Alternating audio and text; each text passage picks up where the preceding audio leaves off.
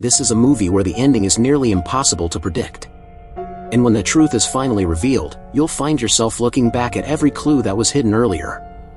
A passenger plane carrying 109 people was on its way to Monday. But during the flight, disaster struck, and the plane went down near a beach. Eric, the male lead, woke up from unconsciousness, covered in dust, surrounded by the broken wreckage of the aircraft. The female lead, Claire, is a therapist. Her supervisor assigned her the task of helping the survivors cope with the trauma. But he also reminded her to pay special attention to Eric. Because unlike the others, he showed no fear, no panic, no anxiety at all. Claire went to the hospital to meet him. From the very first moment, Eric was drawn to her and insisted on one-on-one sessions with her. What puzzled Claire was his unusual ability.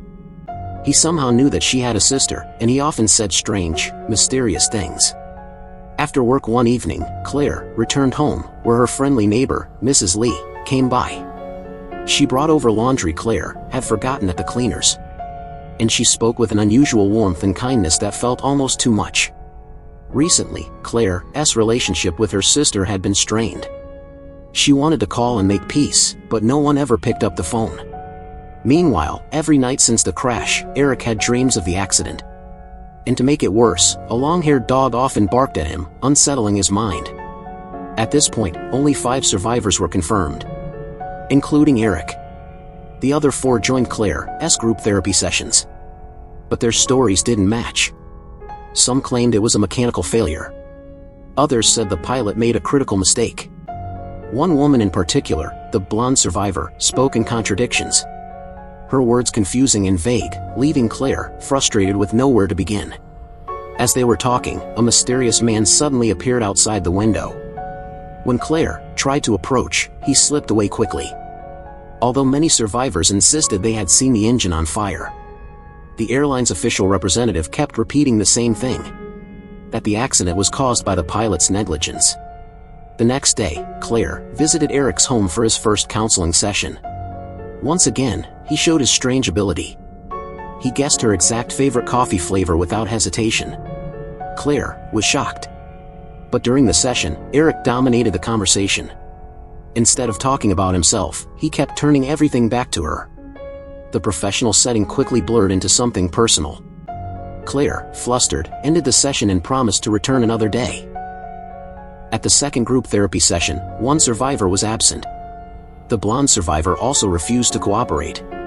Later that night, as Claire was about to drive home, another survivor, David, rushed to her in panic. He urged her to leave quickly. With his guidance, Claire once again spotted the same mysterious man from before. David suspected this man worked for the airline, sent to cover up the truth and spy on them. That evening, Claire tried calling her sister again. But still, no answer. Days later, she visited Eric again.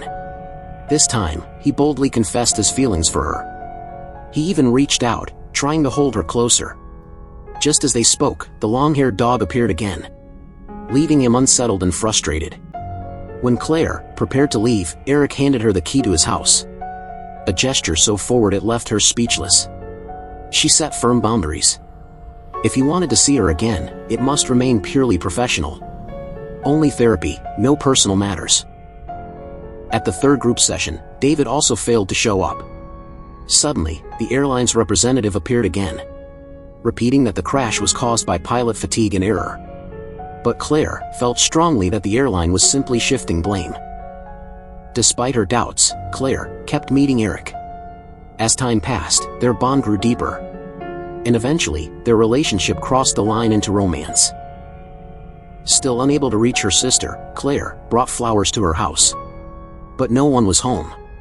Later, she visited David's home as well, hoping to ask why he missed therapy. But he too wasn't there. Just as she was about to leave, the mysterious man appeared once again, startling her. But this time, instead of vanishing, he pleaded for help. He revealed that he too was a survivor of the crash, but he had lost his memory afterward. He followed David because he looked familiar, hoping it would help him remember who he was. But David avoided him, suspecting he was from the airline. That night, Eric rode his motorcycle back to the crash site. Sitting in his old seat, memories of the incident rushed back to him. When he stumbled away from the wreckage in his mind, an old man suddenly appeared before him. To uncover the truth, Claire brought the mysterious man to the airport to confront the airline representative. He too remembered seeing the engine explode. Claire began to suspect the missing survivors might have been silenced by the airline. But when the mysterious man pointed at the representative, claiming to know him, the representative denied it.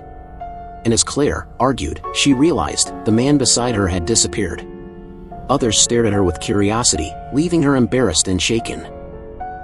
That night, the blonde survivor was waiting for Claire's session, when she suddenly saw a man and a woman staring at her through the window. Terrified, she ran. At that moment, Claire and Eric arrived and brought her safely to Claire's home. There, Claire learned her parents had died when she was 6, and she was raised by an aunt.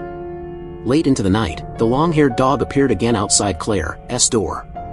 Suddenly, Eric realized this was his dog. The same dog that had died when he was only 6 years old. He began to believe he had never actually survived the crash. Claire feared this was his trauma talking, and begged him not to think that way. But he wouldn't listen.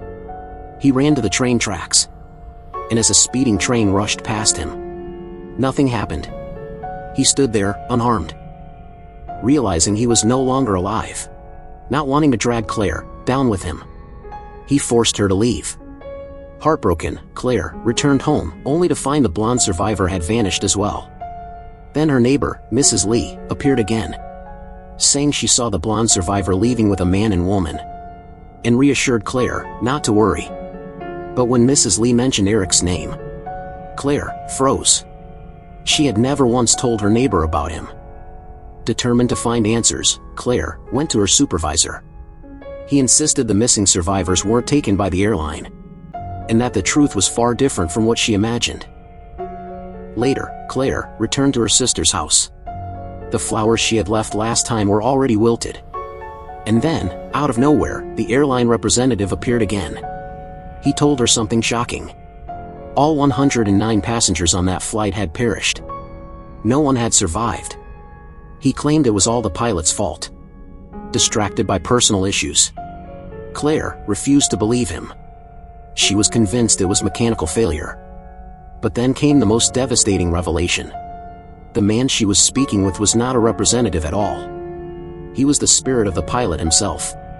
After he vanished, Claire noticed a suitcase he left behind. Inside, she found the passenger list of the doomed flight. And to her horror, her own name was on it. The truth finally became clear. When the plane went down, many passengers never realized they had passed. Their souls lost their memories, wandering in confusion, until other spirits came to guide them. That's why Eric knew about Claire's sister, and even her favorite coffee. Souls who cross over need guides to help them move forward. For him, it was his grandfather and his beloved dog. For Claire, it was her neighbor, who was really her grandmother. Her supervisor was her old childhood teacher. And the man and woman who took the blonde survivor away were her long-lost parents. Finally, Claire remembered that day on the plane. She was the first to notice the pilot's strange behavior, the first to see the engine catch fire. Though she couldn't escape her fate, Eric's hopeful words warmed her heart, reminding her to find peace in the truth. And as this story closes, we're left with one final thought. Is there truly another life after this one? No one can say for sure. What we do know is that the present moment is what matters most.